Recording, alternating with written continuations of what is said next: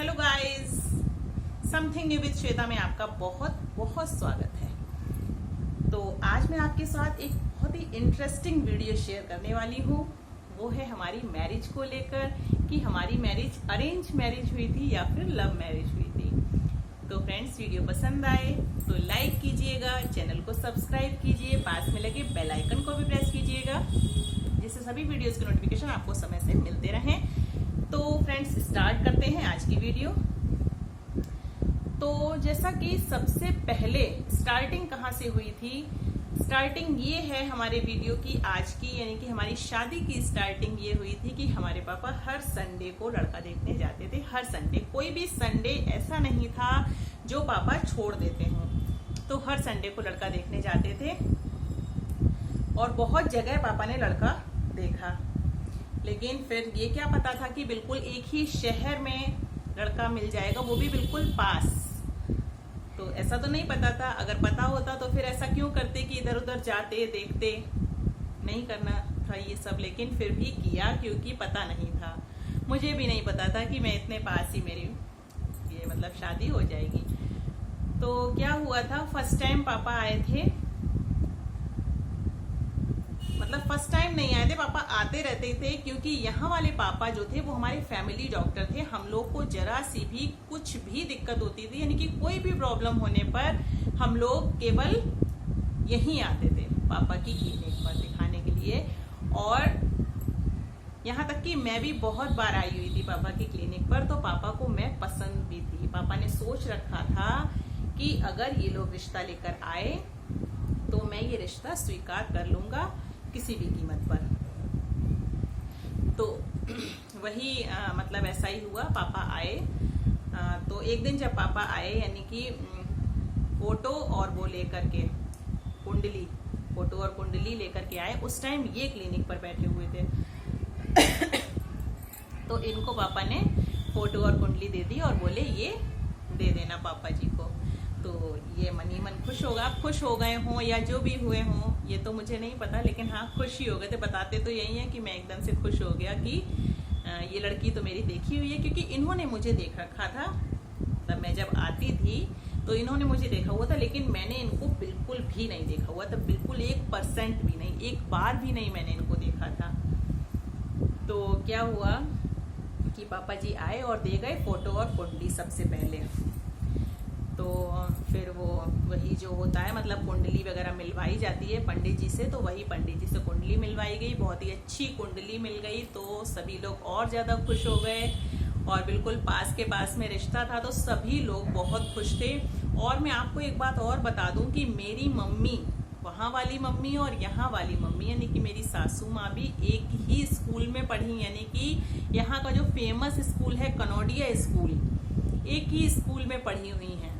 तो वो दोनों भी आपस में फ्रेंड्स निकली बाद में। तो बहुत ही अच्छे से हम लोगों का रिश्ता हुआ, लेकिन हम लोग की लव मैरिज बिल्कुल भी नहीं थी, क्योंकि हम लोगों ने एक दूसरे को बिल्कुल नहीं देखा हुआ था। बड़े बड़े लोग मिले हुए थे और मैं भी यहाँ आई हुई थी, लेकिन मैंने इनको कभी नहीं देखा हुआ था। तो फिर क्या हुआ, हम लोग की ऐसे करके बात आगे बढ़ी और फिर सब कुछ जब अच्छे से मिल गया, फिर एक प्रोग्राम हम लोग का होना था, मतलब कि मेरा दिखना, कि मुझे देखा जाना था। वो भी किस लिए, कि दोनों बुआ जी ने नहीं देखा था इसलिए, और मेरे देवर जी ने नहीं देखा था इसलिए मेरे दिखने का प्रोग्राम हुआ, क्योंकि बाकी सब और लोगों ने मुझे देखा हुआ था। तो वही दिखने का जब प्रोग्राम हुआ तो क्या हुआ, मुझसे कहा गया कि देखा जाना है। तो मैं अंदर से बहुत ज़्यादा ये था कि पता नहीं क्या होगा, कैसे क्या होगा, पूछा जाएगा, क्या पूछ ले कोई। तो लेकिन ये था कि मतलब ऐसा होता है ना कि जैसे दिखने में सभी लोग आते हैं और लड़का भी आता है, तो मुझे ये था कि कम से कम लड़का तो आएगा ही, क्योंकि मैंने इनको बिल्कुल मतलब देखा नहीं हुआ था। और फोटो भी नहीं मेरे घर पर आई थी, क्योंकि फोटो इसलिए नहीं मंगवाई क्योंकि सबने देखा हुआ है। मेरे देखने ना देखने से किसी को कोई फर्क ही नहीं था। और मैं कुछ बोल ही नहीं पा रही थी। मम्मी से बोलती थी तो मम्मी भी कहती थी कि ऐसे कैसे बोले पापा से कि फोटो मंगवा दो, तो मम्मी भी नहीं बोलती थी डर की वजह से, और मेरा बोलना तो बिल्कुल ही पॉसिबल नहीं था। तो मैं तो कुछ बोल ही नहीं पाई। तो क्या हुआ, फोटो भी नहीं थी मेरे पास। तो फिर ऐसे ही हम लोग का दिखने का हुआ। तो मेरा दिखने का जब हुआ वो मेरा हुआ था गुड़गांव देवी मंदिर में। तो मैं थोड़ी थोड़ी खुश भी थी कि ये चलो देखने को मिलेंगे, लेकिन अंदर से ये भी लग रहा था मतलब डर कि सभी लोग ये लोग जो देखने आ रहे हैं बुआ जी वगैरह, तो पता नहीं क्या होगा, क्या पूछा जाएगा। और ये दिखना क्या, ये केवल थी फॉर्मेलिटी थी। बुआ जी वगैरह से ये बोला गया था कि हाँ करनी है, ना तो करनी ही नहीं है, हाँ करनी है एट एनी रेट, किसी भी कीमत पर हाँ करनी है। तो वही हुआ कि बस हाँ हो गई। और बहुत इंटरेस्टिंग चीज़ अभी इस वीडियो इसी में मतलब ये जो हमारा देखने का प्रोग्राम हुआ था, इसमें बहुत ही इंटरेस्टिंग चीज़ ये है कि मेरे हस्बैंड तो गए नहीं थे, मेरे देवर जी आए हुए थे। और मुझे तो ये पता नहीं था कि कौन कौन है फैमिली में, यानी कि मतलब हस्बैंड है अकेले या फिर उनके कोई छोटे भाई बड़े भाई कौन कौन है, ये नहीं पता था मुझे। तो जो मेरे देवर जी थे वो बिल्कुल सामने ऐसे बैठे हुए थे, तो मैंने तो समझा कि यही हस्बैंड है। तो मैं धीरे धीरे से ऐसे शर्मा तो रही थी वहां बैठ के, तो मैंने धीरे से एक नज़र जब ऐसे देखती थी तो बस उसी नज़र से मेरे देवर जी ने ये देखा कि ये मुझे लगता है अपना हस्बैंड समझ रही है, मतलब ये समझ रही है कि लड़का यही है।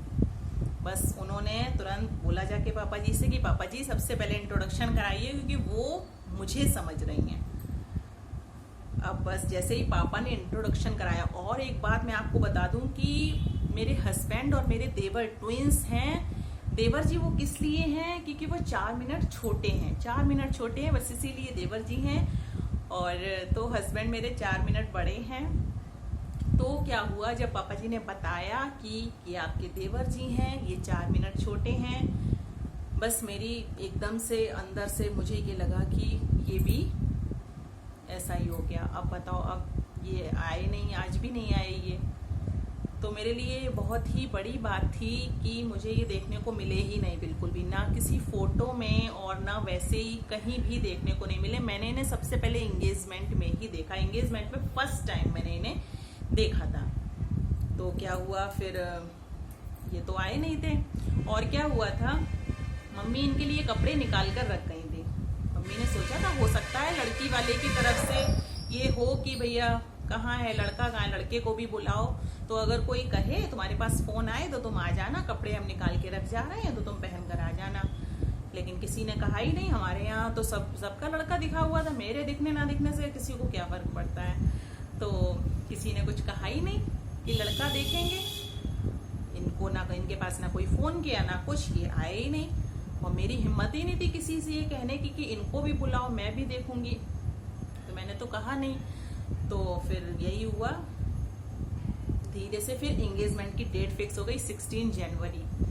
तो 16 जनवरी को जब एंगेजमेंट हुई, एंगेजमेंट में फर्स्ट टाइम मैंने इन्हें देखा एंगेजमेंट में। तो वही जब फर्स्ट टाइम देखा तब मैंने बिल्कुल इन्हें फर्स्ट टाइम देखा था। और ये मुझे पहले ही देख चुके थे और ये मुझे बताते थे कि तुम क्लिनिक पर आती थी और मैं तुम्हें देखता था, कि मुझे मतलब ये पता था कि ये पांडे जी की लड़की है और ऐसे करके मुझे पता था। लेकिन तुमने मुझे पता नहीं कैसे नहीं देख पाया, मैं तो तुम्हें देख लेता था।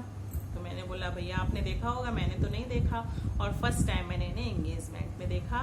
तो फिर ऐसे ही एंगेजमेंट के बाद 16 जनवरी को हमारी एंगेजमेंट थी और 20 जनवरी यानी कि 20 जनवरी से हम लोग की बातचीत शुरू हुई। शाम के टाइम इनका मैसेज आया, तो वही मैसेज का रिप्लाई मैंने किया। फिर धीरे धीरे ऐसे ही हम लोग की शुरू हो गई बात होना।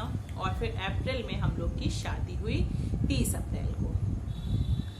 तो ये थी हमारी बहुत ही इंटरेस्टिंग स्टोरी, शादी की जो स्टोरी है। तो आप लोग को लग रहा होगा स्टोरी सुनकर के कि ये बिल्कुल भी लव मैरिज नहीं है। एक ही शहर में होते हुए और एक ही जगह हम लोग थे, बहुत पास पास थे, लेकिन कहीं भी नहीं मिले, बिल्कुल कहीं मिलना ही नहीं हुआ हम लोग का।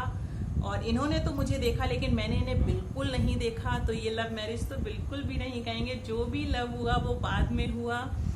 तो आज का वीडियो यहीं एंड करती हूँ, अगले एपिसोड में फिर मिलते हैं आपसे। तब तक के लिए take care, bye bye, thank you.